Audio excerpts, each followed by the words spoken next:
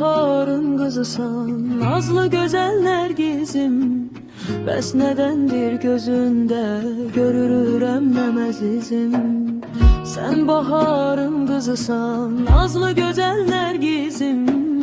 Bəs nədəndir gözündə görürəm nəm əzizim. Gəlişinlə ay gülüm, sevinir bütün çöllər. Şəninə nəğmə qoşub oxuyur şən bülbüllər. Günəşin ilk şəfəqi sənsən axı çəmənin. İncə ruhu gözəlim, bənzərin yoxdur sənin. Günəşin ilk şəfəqi sənsən axı çəmənin. İncə ruhu gözəlim, bənzərin yoxdur sənin.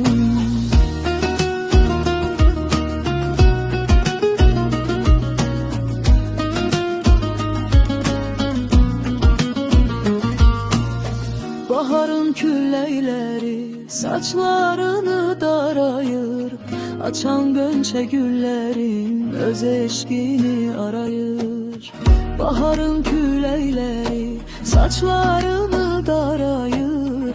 Açan gönçə güllərin öz eşqini arayır.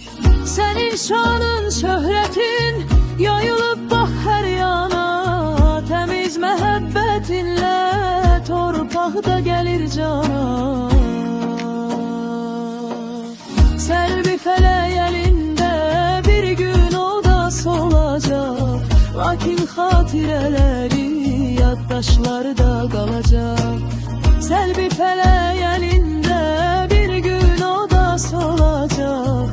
Lakin xatirələri yaddaşlarda qalacaq. Gözəl ətirli yancar günəşin ilk şəfəqi sənsən axı çəmənin. İncə ruhu gözəlim, bənzərin yoxdur sənin. Günəşin ilk şəfəqi sənsən axı çəmənin.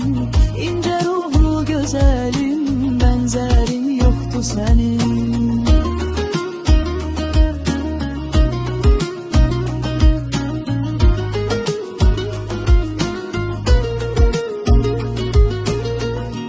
Günəşin ilk şəfəqi sənsən axı çəmənin. İncə ruhlu gözəlim, bənzərin yoxdur sənin. Günəşin ilk şəfəqi sənsən axı çəmənin. İncə ruhlu gözəlim, bənzərin yoxdur sənin.